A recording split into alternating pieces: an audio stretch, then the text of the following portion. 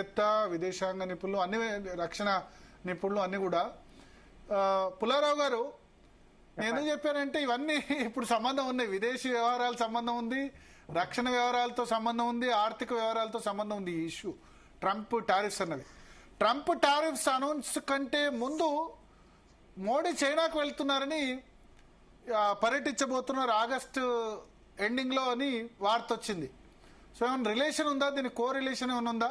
ఏం లేదు. ఆయన ఎప్పుడో పెట్టుకున్న ప్రోగ్రామ్ చైనాతో మిగతా దేశాలతో అక్కడ మీటింగ్ ఉన్నది. ఇప్పుడు అరేంజ్ అయిన మీటింగ్, కొత్తగా ఏం లేదు. షాంఘై కోఆపరేషన్ లిమిటెడ్ అది మెయిన్ ప్రాబ్లం ఏంటంటే చైనాతో మనకి చైనా పరిస్థితి మనతో స్నేహంగా ఉండాలా, విరోధంగా ఉండాలా, వాళ్ళ నిర్ణయం తీసుకోవాలి. వాళ్ళకి ఎప్పుడు భారతదేశం మీద కన్నేసుకుని ఉంచుతారు, కానీ మనకి చైనాతో సంబంధం ఇటు అటు ఉంటుంది. ఇప్పుడు ట్రంప్ తీసుకున్న ట్యాక్సెస్ 50% వేసింది. ఇది రష్యాకి అవమానం. ఇవ్వాలి. రష్యా కూడా స్టేట్మెంట్ ఇచ్చారు, ఏంటి మా దగ్గర నుంచి కొన్న వాళ్ళ మీద మీరు ఇలా చేస్తారా, మీ దమ్ ఏంటి అని హడావిచ్చేశారు. దీని పరిణామాలు రష్యా కూడా చూపెడతారు. తప్పదు. ఇవన్నీ ఇలాంటి పరీక్షలు భారతదేశానికి ఎన్నో వచ్చినాయి. తట్టుకుంటాం. ఇది ఏదో దీంతో అయిపోయింది ఏం లేదు. ఇది ఆటోమేటిక్ గా ఇది పెద్ద మునిగిపోయింది ఏం లేదు. మన దేశం పెద్ద మార్కెట్, ఇవన్నీ అబ్జర్వ్ చేసుకోవచ్చు. ఇంతకు మన కో గెస్ట్ చెప్పినట్టుగా అడ్జస్ట్మెంట్స్ వస్తాయి. ట్రంప్ కూడా ఫార్మస్యూటికల్స్ మీద పూర్తిగా వేసినట్టుగా నాకు కనపడలేదు. కొంచెం ఎగ్జామ్షన్ ఉన్నది. 6 నెలల టైమో 1 ఇయర్ టైమో మనకు వస్తుంది. దాంతో అడ్జస్ట్ అవుతాం. అంటే ఇప్పుడు మనం Vietnam, Indonesia, Philippines, Bangladesh, Pakistan ఇవన్నీ, ఈవెన్ చైనా కూడా మనకంటే ఇప్పుడు 50% టారిఫ్స్ అంటే మనకంటే తక్కువ. మనకి వాళ్ళకి కాంపిటీషన్ కాదు కదా ఈ వస్తువులకి. అంటే నేను అనేది ఏంటంటే ఇప్పుడు ఈ 50% టారిఫ్స్ వేసిన తర్వాత మన వస్తువులు ఏవి కూడా మనం ఎక్స్పోర్ట్ చేయలేం. ఈ టెక్స్టైల్ మనము బంగ్లాదేశ్ పోటీ పడాలి. కరెక్ట్ కాదు అది ఎక్స్పోర్ట్ చేయొచ్చు. ఇప్పుడు ఫర్ ఎగ్జాంపుల్ మనకి ఫార్మాస్యూటికల్స్ మనకి తప్పకుండా సఫిషియంట్ స్కోప్ ఉన్నది. అంత వాళ్ళ 50% ఫార్మాస్యూటికల్స్ కి అప్లై అవుతుంది. ఆటో పార్ట్స్ కి నేను వినలేదు, మరి నన్ను కరెక్ట్ చేయండి. 50 ఎగ్జామ్షన్ ఉన్నది ఫార్మాస్యూటికల్స్ కి, ఆటో పార్ట్స్ కి, ఆటోమొబైల్స్ కి ఉన్నది.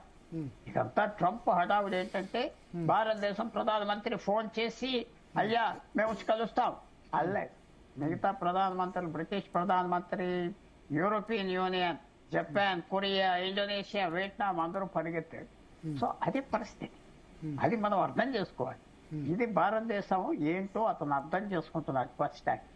ఫస్ట్ టైం ఎక్కువ మంది వెజిటేరియన్స్ ఉంటారు కదా, అది కదా ఇది కదా అన్న మనిషికి అర్థం అవుతుంది. అది తప్పలేదు. ఇది మనం తట్టుకోగలం, చేసుకోగలం. ఎన్నోసార్లు మనం బాధపడ్డాం. ఇది అలా చూడక్కర్లేదు.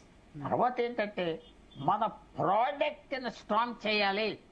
అంటే మనం ఏదో వాళ్ళు సబ్సిడీ ఇస్తారు, ట్యాక్స్ తక్కువగా ఉంటే అమ్ముకుందాం అని కాదు. చైనా మీద 50% లాస్ట్ ఇయర్ వేసిన ఎక్స్పోర్ట్స్ ఎందుకు పెరిగినాయి? వాళ్ళ ప్రోడక్ట్స్ చాలా స్ట్రాంగ్ గా ఉన్నాయి. తప్పట్లేదు అది పదాలు, ఇంకెవరూ తయారు చేయలేదు. ఫార్మస్యూటికల్స్ ఉదాహరణ చెప్తున్నా. మన కంపెనీలకి, అమెరికన్ డిస్ట్రిబ్యూటర్స్ కి, అమెరికా నుంచి కొనే వాళ్ళకి లాంగ్ స్టాండింగ్ రిలేషన్షిప్ ఉన్నది, నమ్ముతారు. అదొకటి. లేకపోతే అప్పుడే చైనా నుంచి ఎందుకు కొనుక్కోవట్లేదు? చైనాయే కదా మనకు కెమికల్ సప్లై చేస్తుంది. చైనా నుంచి ఆ కెమికల్ వచ్చాక ఇక్కడ తయారు చేస్తున్నాం కదా. సో ఆ రిలేషన్షిప్స్ అలా పోవు, వెంటనే పోవు. రిలయబిలిటీ ఉన్నది. ఇది ఆయిల్ కాదు, స్టాండర్డైజ్ వస్తువు కాదు. ఎక్కడైనా ఆయిల్ స్టాండర్డైజ్ చేసి కొనుక్కోవటం, అమ్ముకోవటం కాదు. కాబట్టి ఇంకోటి కూడా జరుగుతుందని నేను ఆశిస్తున్నా, ఎదురు చూస్తున్నా. రాబోయే రోజుల్లో రష్యా ఆయిల్ ప్రైస్ ఇంకా తగ్గిస్తుంది భారతదేశాన్ని, ఇంకా తగ్గిస్తుంది. ఆఫ్సెట్ చేయటానికి తగ్గిస్తుంది. ఎందుకంటే ఇప్పుడు మనం ఏం చేయాలి? 50% టారిఫ్స్ వేశారు, మనం తలొగ్గాలా? అమెరికాతో చర్చలకు రెడీ అనాలా? రష్యాతో ముడి చమురు కొనుగోలు తగ్గించాలా? అది భారతదేశం ఏమంటున్నారంటే ఇవాళ ఎక్స్ప్లెనేషన్ ఇచ్చాడు కదా జయశంకర్, మీరు కొనుక్కుంటున్నారు, మీరు ఆపండి, మేము ఆపుతామని. తప్పదు భారతదేశానికి. పొరపాటునైనా మనం తగ్గేమంటే ఇంక దేశం చాలా ఇబ్బందులు పడిపోతారు. పొరపాటునైనా తగ్గకూడదు. పొరపాటు మనం కూడా అమెరికా మీద డిపెండెన్సీ తగ్గించుకోవాల్సిన అవసరం ఉందా? మన కంపెనీస్ ఆటోమేటిక్ గా ఇది ఎక్కువ రోజులు కంటిన్యూ అవుతే మన డిపెండెన్సీ తగ్గిపోతుంది. కొత్త మార్కెట్లకు వెళ్తాం. తర్వాత మన వస్తువులు లేకపోతే వాళ్ళకి జరగదంటే ఆటో పార్ట్స్ అనుకోండి, ఫార్మసీ కొనుక్కుంటారు హయ్యర్ ప్రైసెస్ తో. నిన్న ఏమైంది అమెరికాలో, అమెజాన్ అనే కంపెనీ బిలియన్స్ ఆఫ్ డాలర్స్ వస్తువులు ఇంటికి డెలివర్ చేసే టైంలో చిన్న ప్రింట్ లో పెట్టారు ప్రైస్ ఇప్పుడు $1 కానీ పెరగటం దేనికంటే ఇంత టారిఫ్ గురించి పెరిగిన. సో ఇప్పుడు పెద్ద ఎకనామిక్ ఆర్థిక వ్యవస్థ పెద్ద ఎక్స్పెరిమెంట్ అమెరికాలో జరుగుతుంది. అమెరికాలో ఏం జరుగుతుందంటే ఇలా టారిఫ్ చేస్తే అక్కడ ధరలు పెరగాలి, అక్కడ ధరలు పెరగలేదు ఇప్పుడు వరకు. పెరుగుతాయా?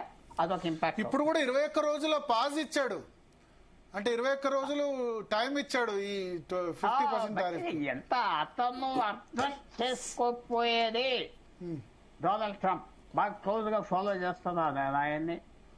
అర్థం చేసుకునేది ఏంటంటే భారతదేశం మెతక్క దేశం అనుకోవద్దు. చైనా అయితే వెంటనే నువ్వెవరు మాకు చెప్తానికి నేను ఇష్టం వచ్చిన చేసుకో అన్నాడు. నువ్వెవరు మనం కొనడానికి వద్దంట. మనం మరి రెసిప్రోకల్ టారిఫ్స్ వేయాలా అమెరికా మీద? ఇప్పుడు ఆలోచించాలి. వేయకూడదు అంటున్నా నేను, వేయకూడదు. ఎందుకంటే మనకి అగ్రిమెంట్ తో మనం ఇంకా మాట్లాడుతున్నాం. వాళ్ళు కామర్స్ మినిస్టర్ తో ఫైనాన్స్ మినిస్టర్ తో మాట్లాడుతున్నాం. మనం ఇంకా చెయ్యం, మీరు చేసుకోండి, మనకి అగ్రిమెంట్ అవుతుందో లేదో చూద్దామని చాలా సాఫ్ట్ గా వెళ్ళిపోవాలి, ఇది తప్పించుకోవాలి. మాట అనొద్దు, నిశ్శబ్దంగా ఉండు, ట్రంప్ తో ఎంగేజ్ అవ్వద్దు. నువ్వు చెప్పు, నేను అనుకుంటున్నా మనం రెసిప్రోకల్ వేయొద్దు, వేయకూడదు. మేము రెడీగా ఉన్నాం, మాట్లాడుతున్నాం కదా, డీల్ అయితే అవుతుంది కదా, చూద్దాం. మనం మాట్లాడుతున్నాం డీల్కి. మాకు వ్యవసాయ ప్రాజెక్ట్స్ కి డైరీ ప్రాజెక్ట్స్ ఒప్పుకోం చెప్తున్నాం. వాళ్ళే లెంగిపోతారు.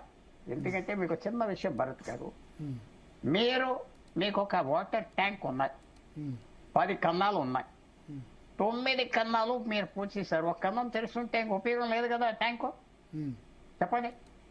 సో ఈ టారిఫ్స్ అనే దాంట్లో అన్ని దేశాలతో అగ్రిమెంట్ రావాలి, లేకపోతే పనిచేయదు. భారతదేశం చిన్న దేశం కాదు కదా, అందువల్ల మనతో అగ్రిమెంట్ రావాలి. ఫర్ ఎగ్జాంపుల్ యాపిల్ ఫోన్స్ భారతదేశంలో చేయొద్దు, 25% ట్యాక్స్ వేస్తున్నా అన్నాడు.